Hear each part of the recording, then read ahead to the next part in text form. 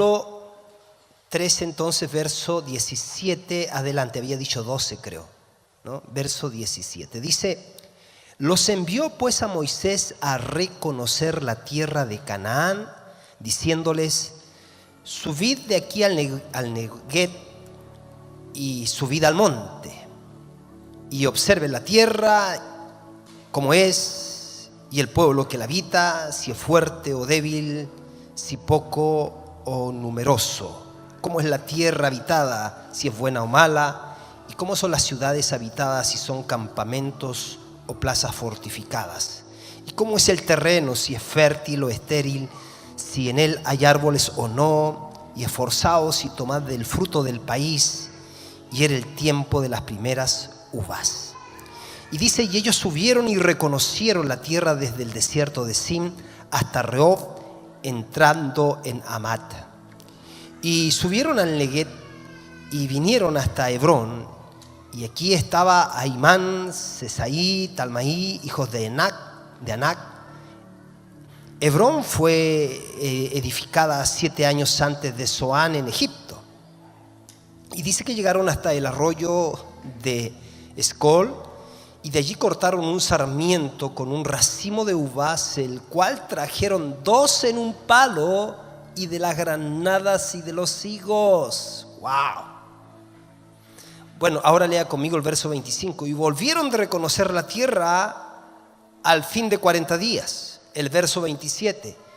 Y les contaron diciendo: nosotros llegamos a la tierra a la cual nos enviaste, la que ciertamente fluye leche y miel, y este es el fruto de ella. Mas el pueblo que habitaba en aquella tierra es fuerte, y las ciudades muy grandes y fortificadas, y también vimos allí a los hijos de Anac, que eran los gigantes, ¿no? Verso 30. Entonces Caleb, hijo de... y Amalek, verso 29. Y Amalek habita en Neguet, y el Eteo, el Jebuseo, el Amorreo habitan en el monte, y el Cananeo habita junto al mar, a la ribera del Jordán. Entonces Caleb hizo callar al pueblo delante de Moisés y dijo: subamos luego y tomemos posesión de ella, porque más podemos nosotros que ellos. Mas los varones que subieron con él dijeron: no podemos subir contra aquel pueblo, porque es más fuerte que nosotros. Y hablaron mal entre los hijos de Israel de la tierra que habían reconocido, diciendo: la tierra por donde pasamos para reconocerla es tierra que traga a sus moradores, y todo el pueblo que vimos en medio de ella son hombres de grande estatura. También vimos allí gigantes, hijos de Anac, raza de los gigantes, y éramos nosotros a nuestro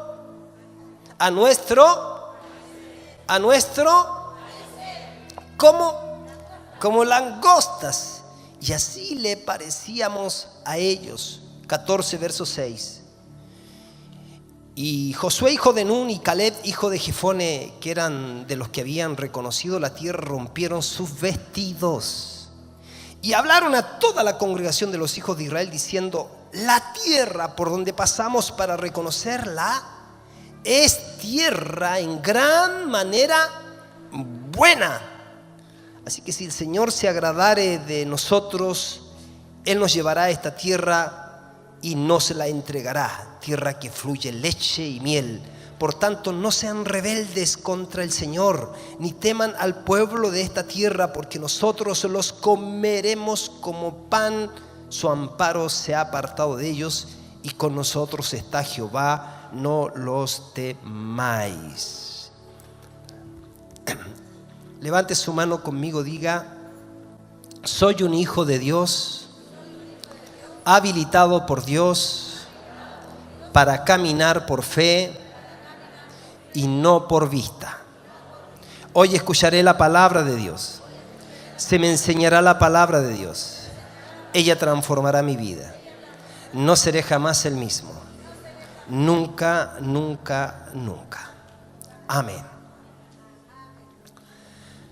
4 puntos que van a activar tu fe. Lo primero que tenemos que establecer es que todo hijo e hija de Dios poseemos la medida de fe impartida desde el momento de nuestro nacimiento, de nuestro nuevo nacimiento. cuando nosotros tenemos porque la vida cristiana comienza obviamente con el nuevo nacimiento.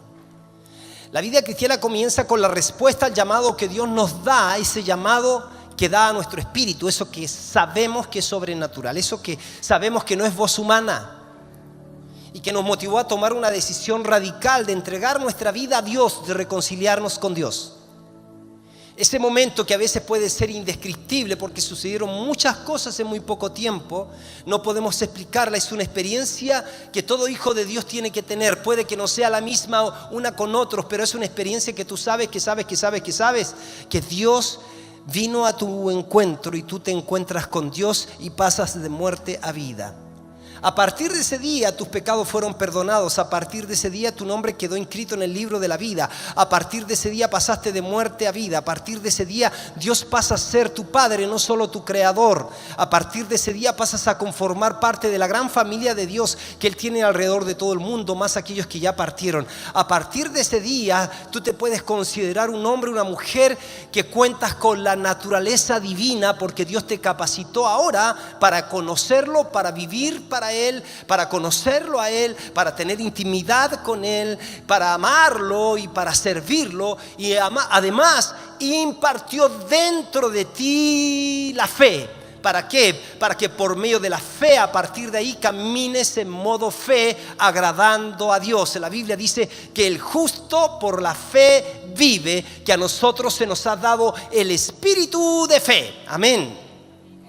Así que estamos capacitados para caminar en fe, para creerle a Dios. Entonces el tema no es si alguien tiene más o menos fe, porque Dios a todos da la medida de fe. El tema es si a partir de esa medida hemos puesto en práctica nuestra fe. Así que la fe que tú tienes tiene que ser ejercitada, porque es como un músculo. Así que el primer punto que yo quiero tomar acá es que hay una relación entre lo que creo y lo que hablo, lo que creemos y lo que hablamos. Hay una relación muy importante, ¿no? Así que el primer punto es: no hables el problema, habla la solución.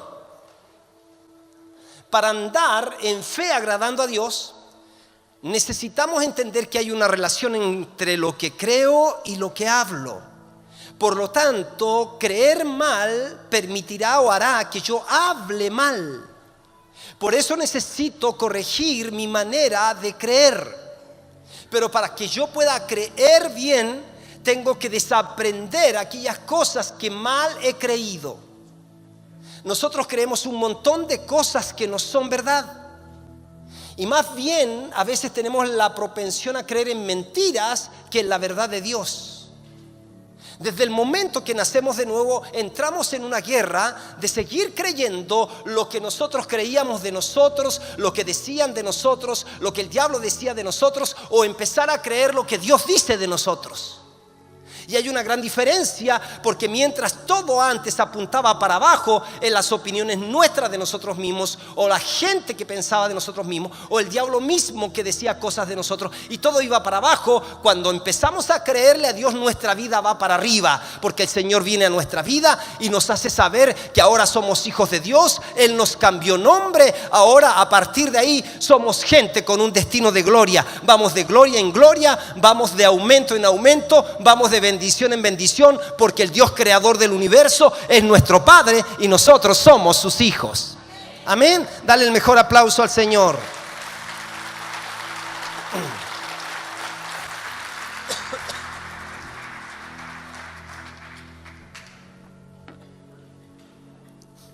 Ok, así que todos hablamos lo que creemos.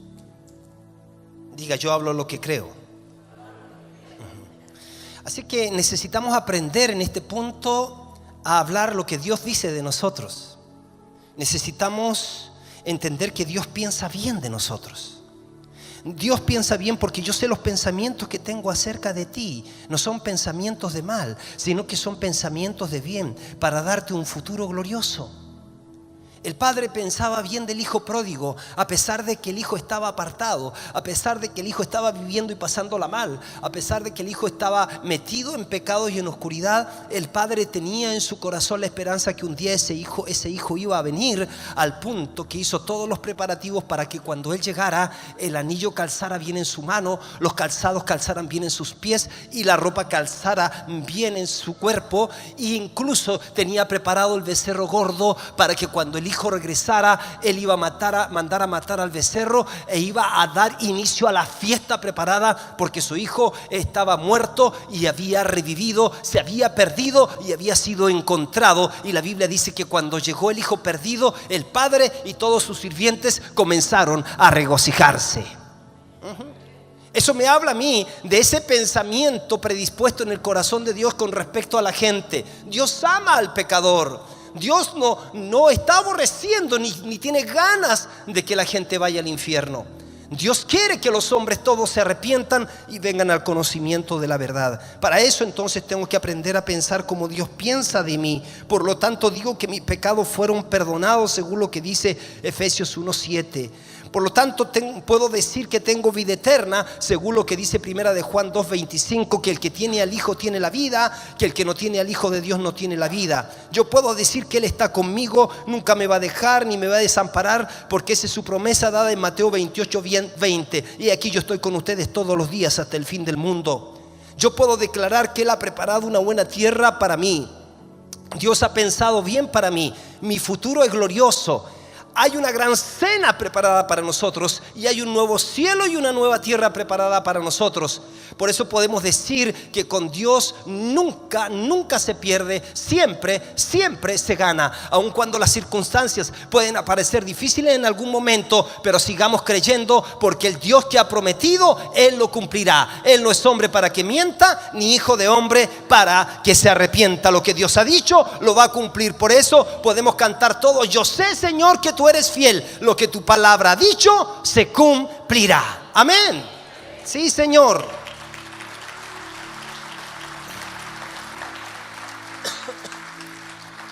Me gusta la historia aquí en Génesis capítulo 26. Yo creo que va a bendecir a muchos extranjeros esta palabra hoy día. Extranjeros en la tierra de Chile quizás, pero no extranjeros en el reino de Dios. Eso es lo fabuloso, lo maravilloso de lo que hace Jesucristo. Mientras nosotros, cierto, estamos así como identificados por naciones, Dios de todos esos pueblos hizo un solo pueblo.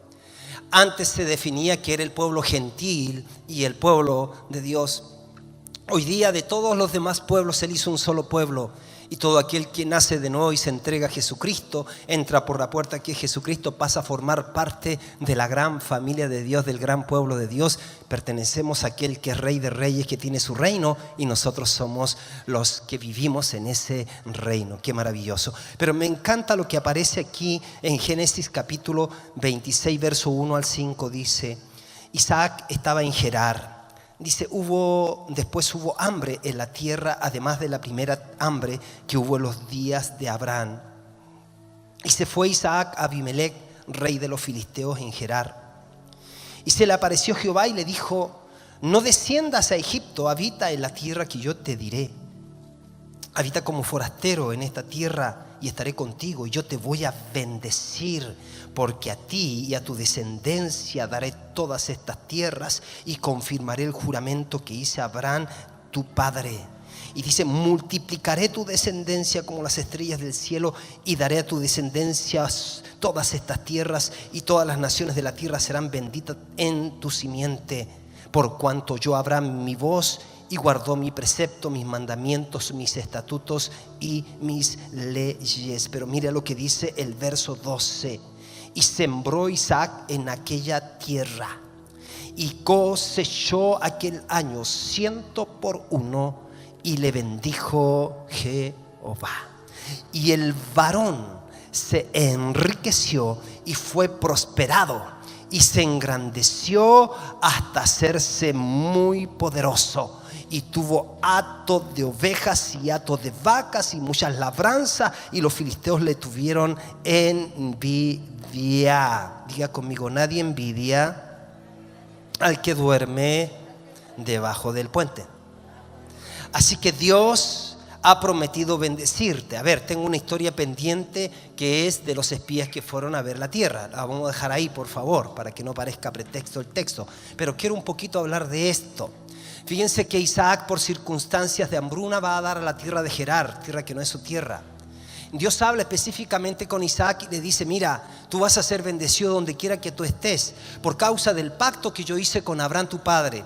Yo quiero decirte que todos los que son de fe también son hijos de Abraham. Esto no te saca fuera de la historia, porque tú podrías argumentar: claro, Dios bendice a Isaac porque Dios bendijo a su padre y pactó con su padre, y como es fiel Dios va a cumplir la promesa con su descendencia. La Biblia dice que nosotros, no siendo hebreos, el Padre ha hecho en Jesucristo que nosotros también lleguemos a ser hijos de Abraham, porque todos los que son de fe son hijos de Abraham, porque Padre es el Padre de la fe. De manera que las bendiciones prometidas para Abraham y su descendencia también son para ti y son para mí.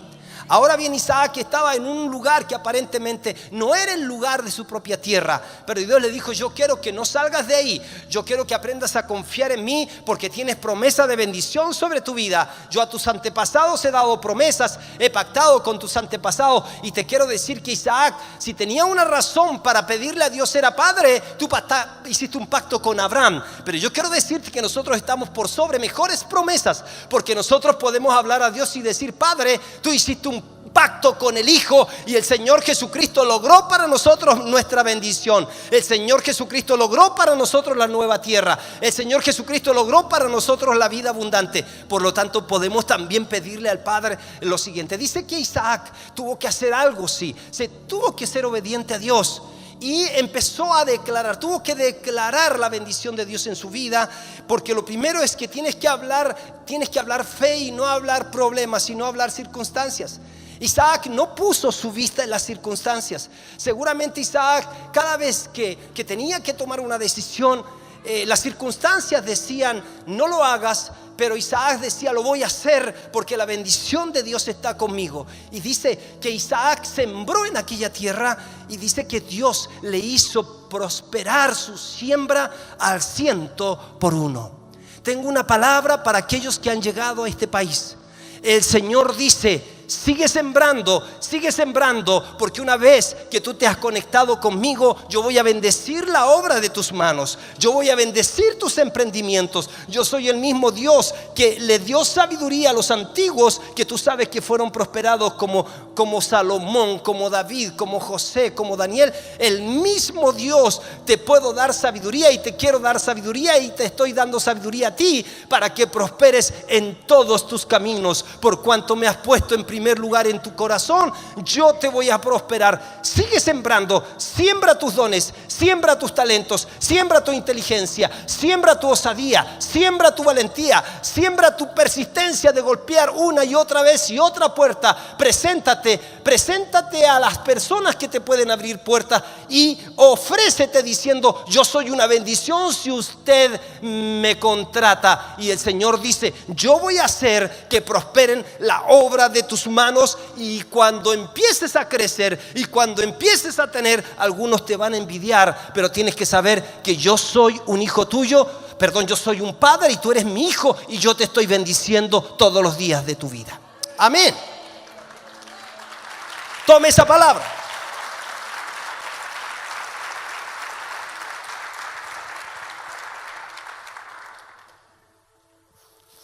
Mire, Moisés le dice a sus líderes: vayan, y yo quiero que ustedes reconozcan la tierra.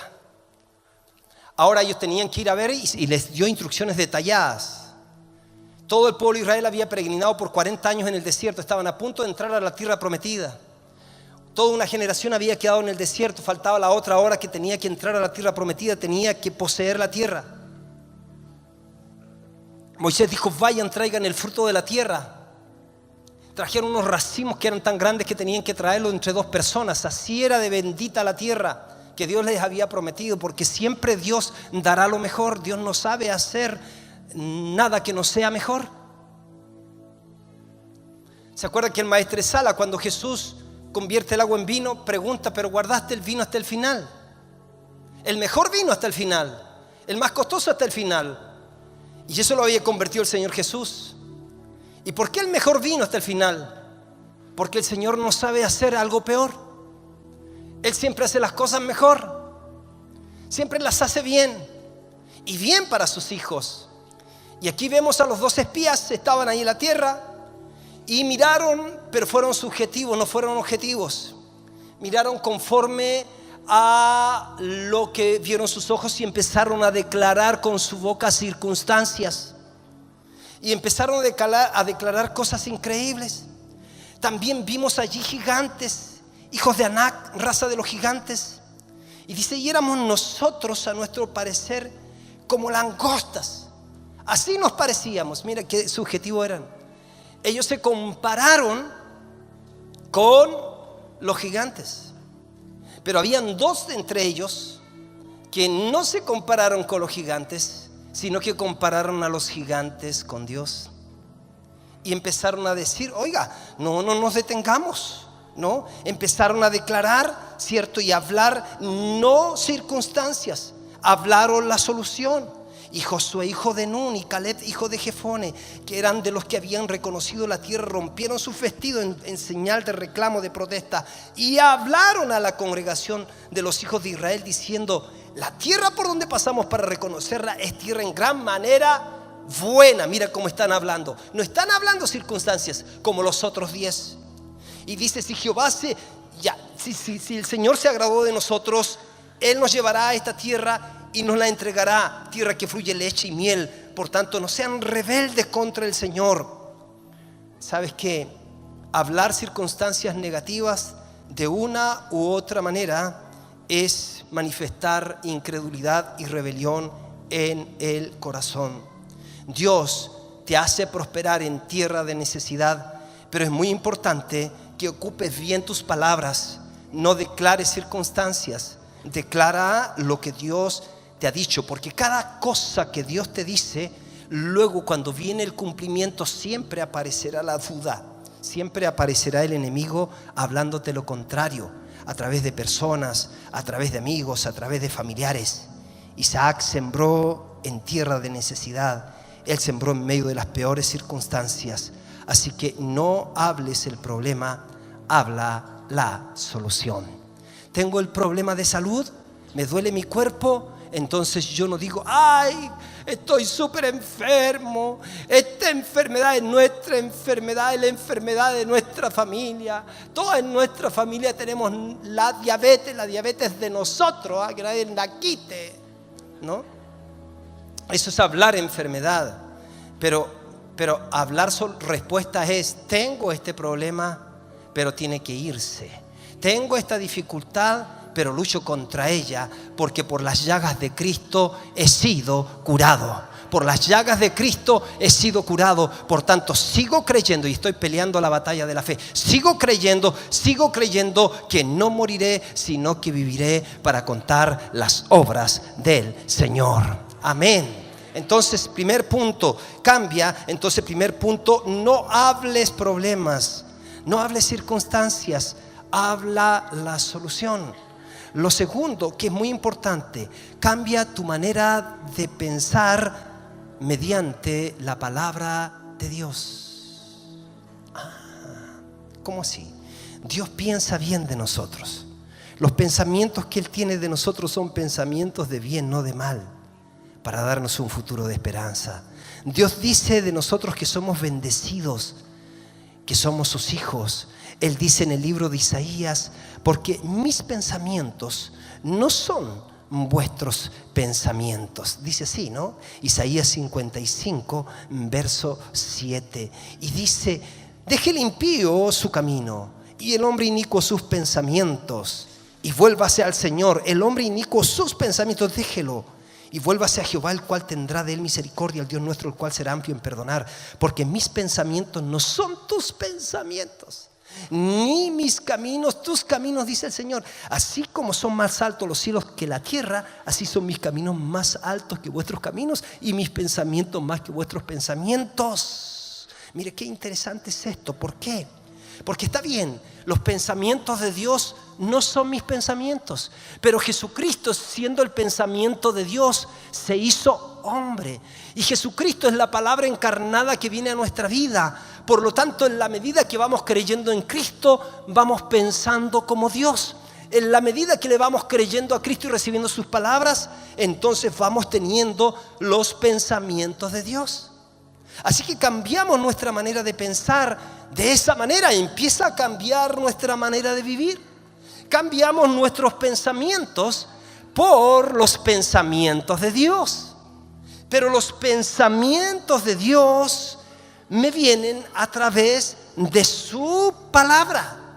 Los pensamientos de Dios me vienen a través de su palabra, y su palabra activa la fe de Dios en mí. Sígame, por favor. Sonría. Diga, Jesús te ama. Dile al que está a lo sonríe que Jesús te ama. Dile. Veo algunos muy serios así. Escuche. Hay una conexión entre lo que Dios dice y nuestra fe.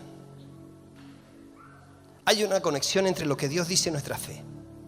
Escuche, la fe es algo maravilloso. Dios nos da su fe y también nos enseña cómo usarla. La fe de Dios está en tu espíritu nacido de nuevo. Ahora mismo está allí junto a la esperanza y el amor para servirte y cumplir los deseos de tu corazón.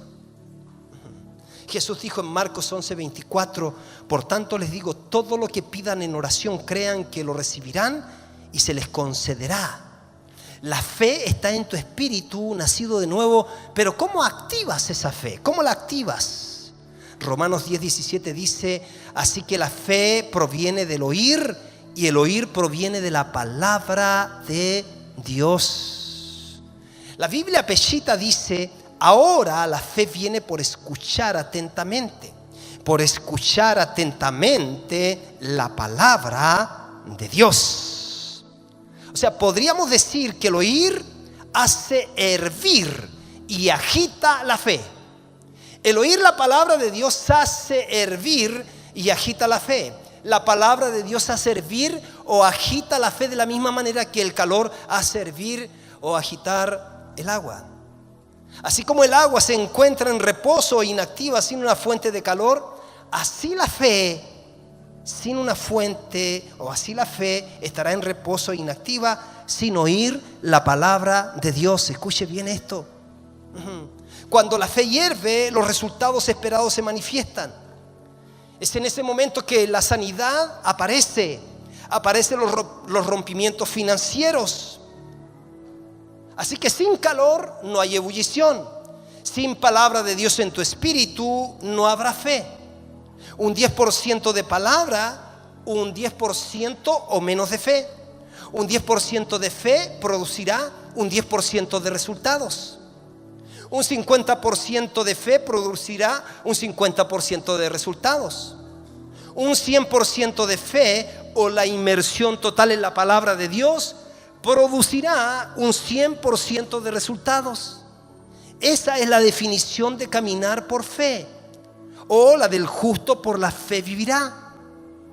Romanos 1:17 dice: porque por medio de la fe, porque por medio de la fe es revelada la justicia de Dios, por fe para fe, como está escrito: el justo por la fe vivirá.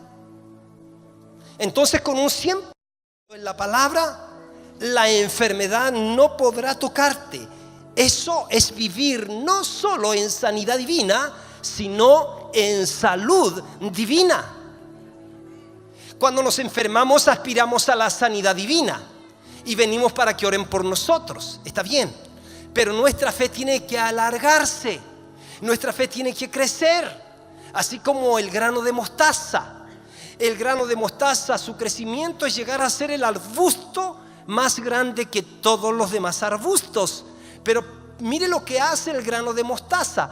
Llega a ser tan grande que se convierte en árbol. Mire el salto de fe que da. Aprenda del grano de mostaza. Aprendamos y que crezcamos en fe, no solamente para creer que cuando me toca la enfermedad alguien va a orar por mí, sino que yo no quiero solo sanidad divina, sino que quiero salud divina. Y salud divina significa no enfermarse. Diga conmigo, mi fe tiene que crecer. De arbusto a árbol. De mayor de todas las hortalizas a árbol. Un paso de fe maravilloso, ¿no? Mi fe crece. Con un 100% en la palabra, la enfermedad no podrá tocarte. Eso es vivir en salud divina. ¿Sabe que hay personas que definitivamente aman a Dios, lloran harto, Dios bendíceme, Dios, y lo buscan, pero nunca se sumergen en la palabra? Y la fe no tiene de dónde afirmarse. Y la Biblia dice que el justo por la fe vivirá, que el justo por la fe alcanzará promesas, que el justo por la fe tapará boca de leones, que por la fe conquistará reinos. Pero si no tiene de dónde agarrarse, si no hay palabra, porque es definitivamente la palabra que pone en ebullición tu fe, ¿no? Marcos 1, 23 al 24 dice: porque de cierto les digo que todo el que diga a este monte, levántate y échate en el mar, y no dude en su corazón, sino que cree lo que dice, que será hecho, lo que diga le será hecho. Por eso les digo que por cualquier cosa que ustedes oren y pidan, crean que recibirán y la tendrán. Esto no significa que no vamos a ser atacados en nuestros cuerpos por la enfermedad. Significa que nosotros, a pesar de eso, podemos resistir al diablo, y la Biblia dice: resiste al diablo y él va a huir de ti. Acércate a Dios y él se acercará a vosotros. Como ve, entonces, hay cosas que Dios ha hecho y hay otras cosas que tenemos que hacer nosotros. Efesios capítulo 6, 14 dice: estad pues firmes, ceñidos vuestros lomos con la verdad. Ciña sus lomos con la verdad y vestidos con la coraza de justicia. Entonces la palabra de Dios cambia tu manera de pensar, y si piensas diferente, tendrás entonces una fe diferente. Y si tienes una fe diferente, porque la palabra trae ebullición a tu fe, entonces vas a tener resultados diferentes. Amén. Así que estamos mirando, ¿no es cierto?, 4 puntos que activarán nuestra fe. Primero, no vamos a hablar circunstancias, vamos a hablar solución.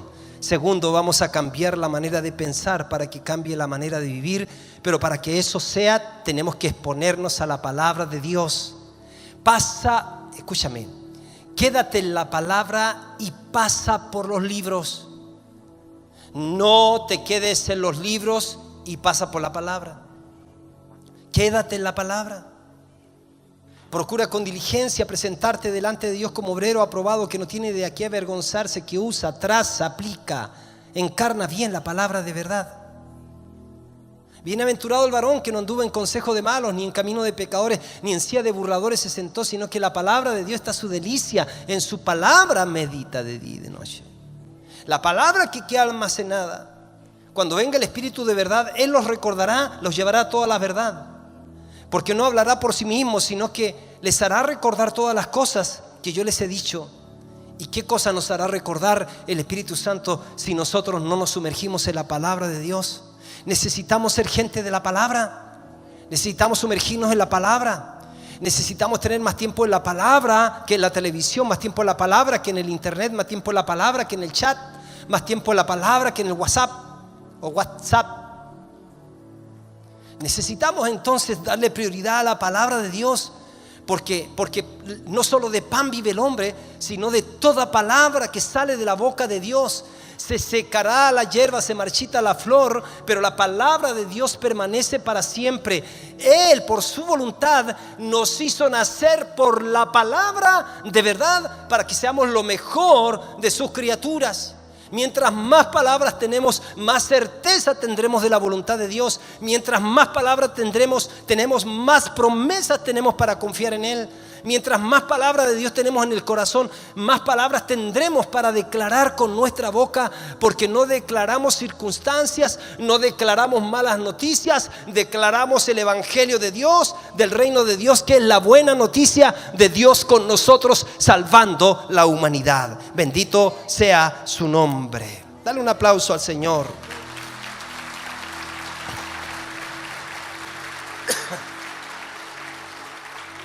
Un tercer punto que va a activar tu fe.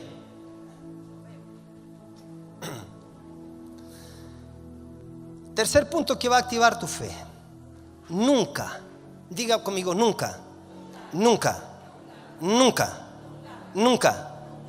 Mira al que está al lado tuyo, dile, nunca dejes de diezmar.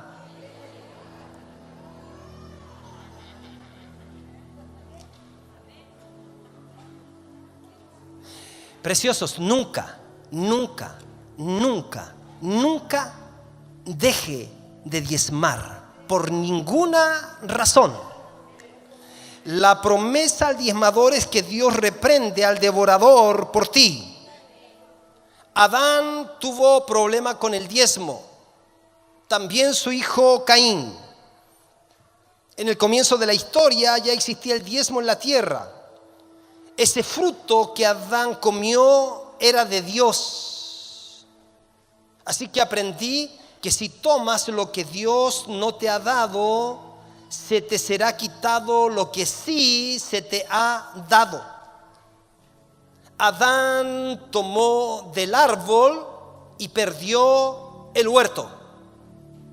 Tomó lo que no le había sido dado y perdió lo que sí le había sido dado. ¿Robará el hombre a Dios?, dice Malaquías. ¿Sabe qué? Escúcheme. Dios no se molesta contigo porque tomas su dinero. Se molesta contigo porque Él quiere llevarte a la abundancia del sistema del reino de Dios. Ese es el tema. Él dice, ven acá conmigo y yo estaré contigo. Acércate a Dios y Él se acercará a vosotros, dice Santiago. En la antigüedad, el sumo sacerdote de Dios recibió la orden del cielo para que él recibiera el diezmo de la gente y los bendijera. ¿Ves la conexión?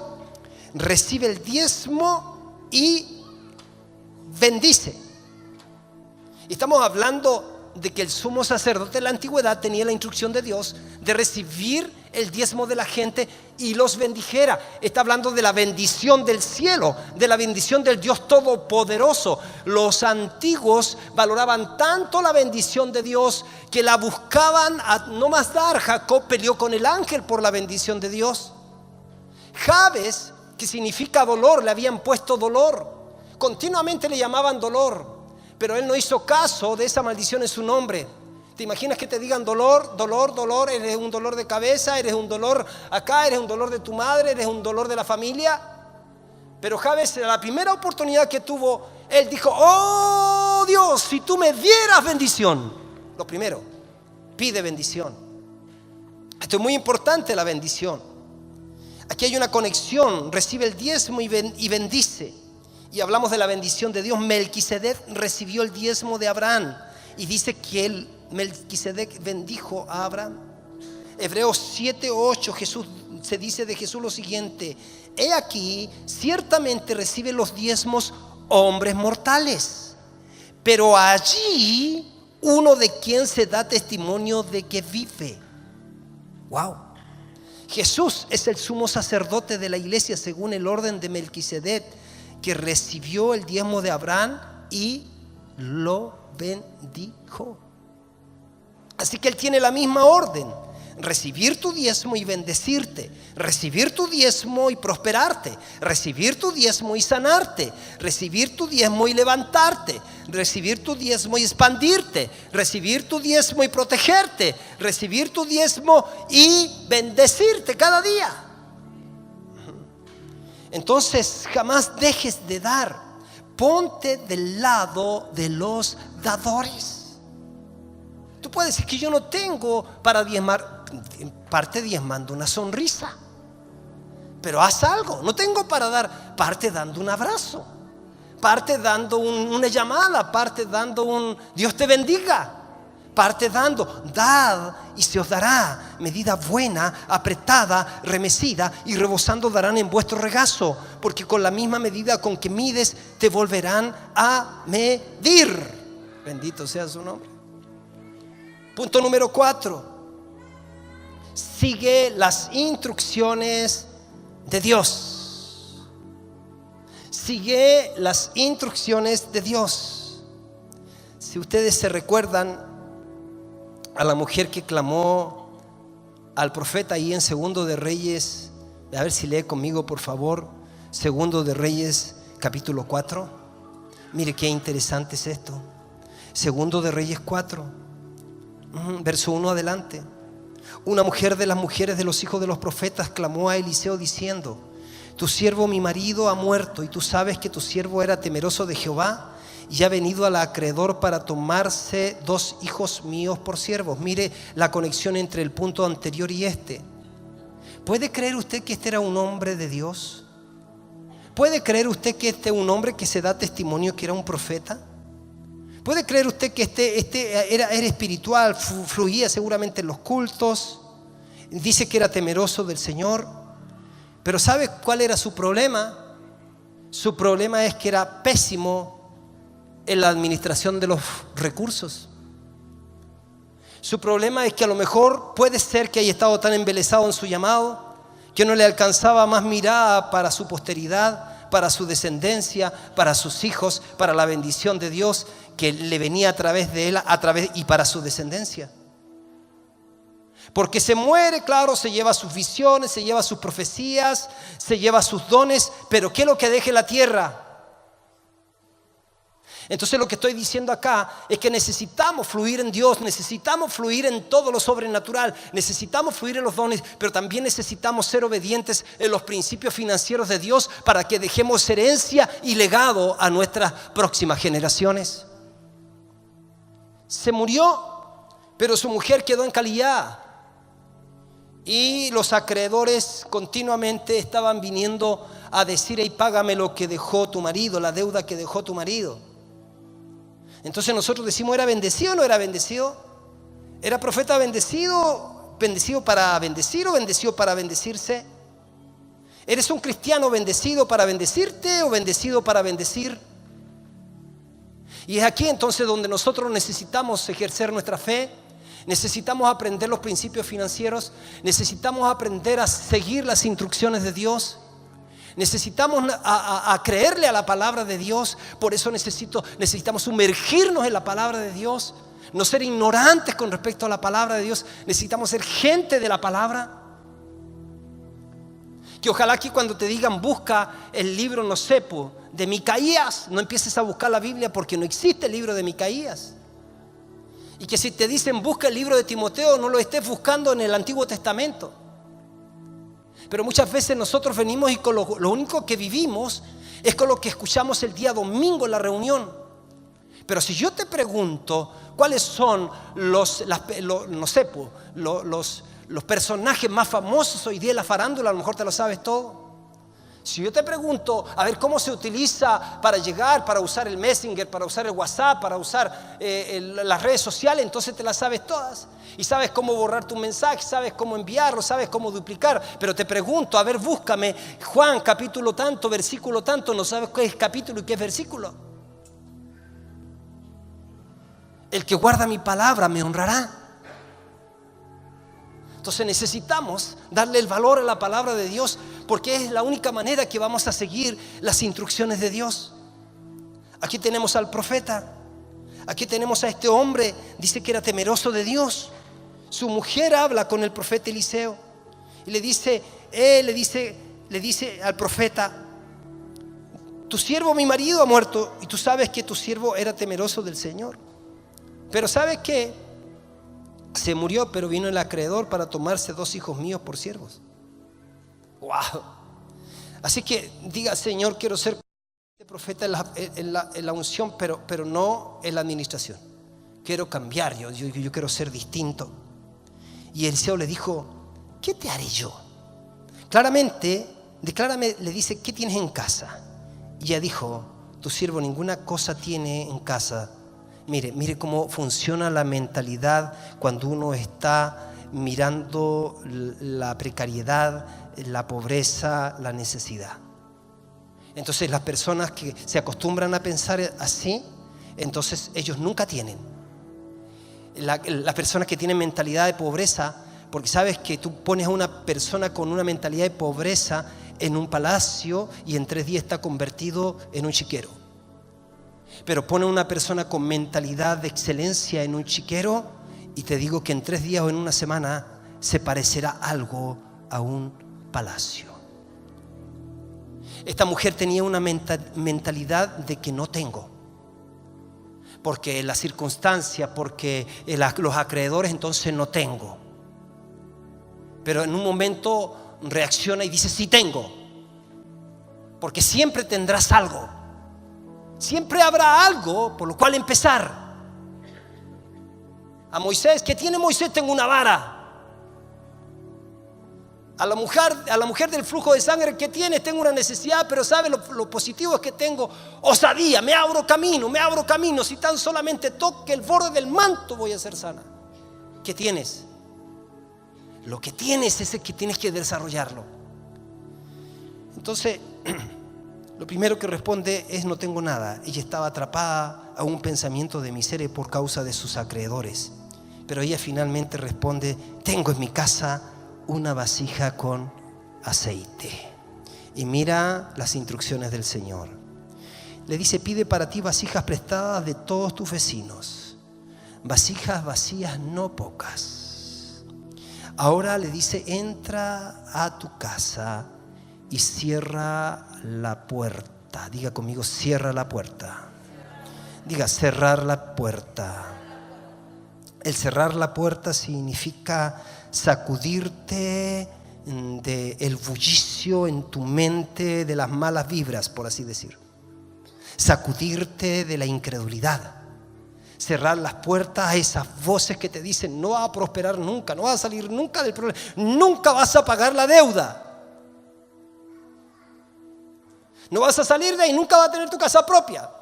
Entonces el Señor dice: cierra la puerta.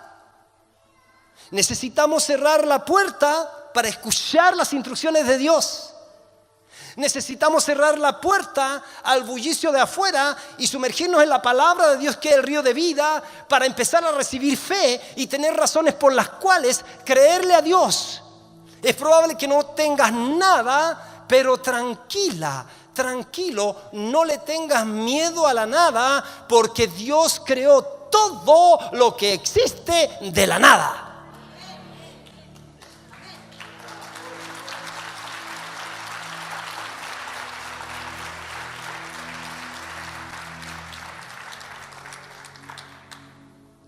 Tu circunstancia es difícil, entra y cierra la puerta, deja de contar lo que no tienes y empieza a fijarte en lo que sí tienes.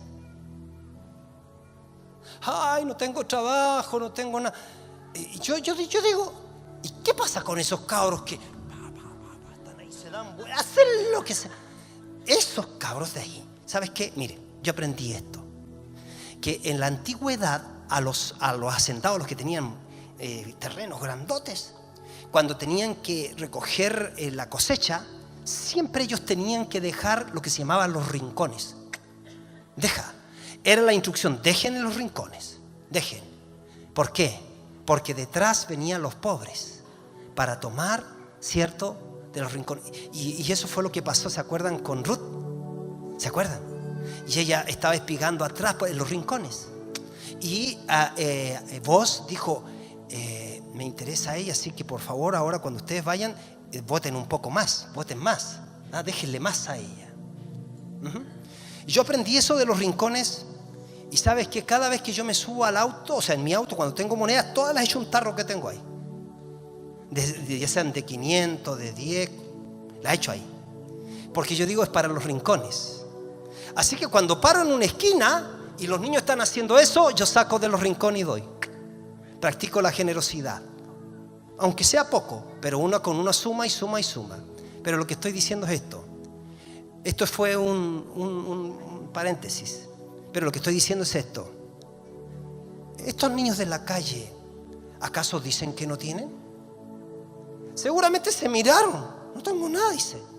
Pero algo haré con la cuestión. Pues tiró un limón para arriba, lo agarró con la mano. Y se agarró un segundo. Y creyó, cierto, que tirando unos 5 limones para arriba, después de tirar la mano y aparecer plata en la mano. Y eso les pasa. Lo que quiero decir es que el que tiene la mentalidad de miseria nunca tiene.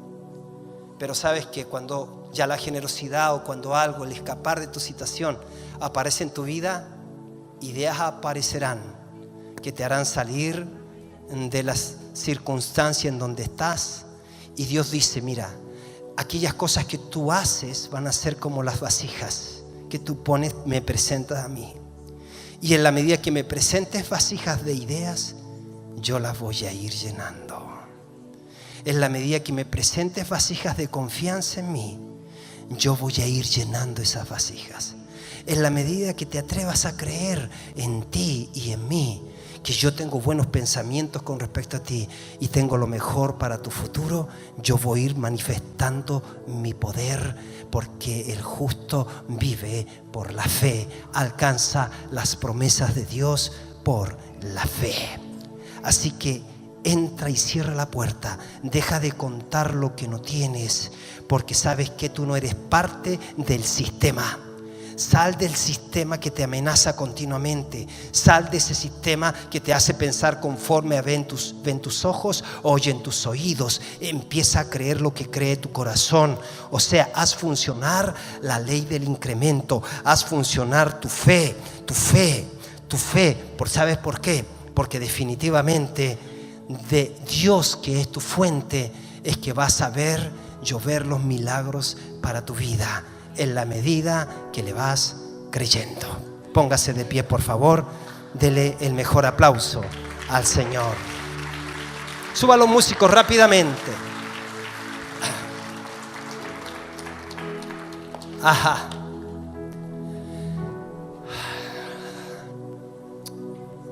Levante su mano. Diga: Señor,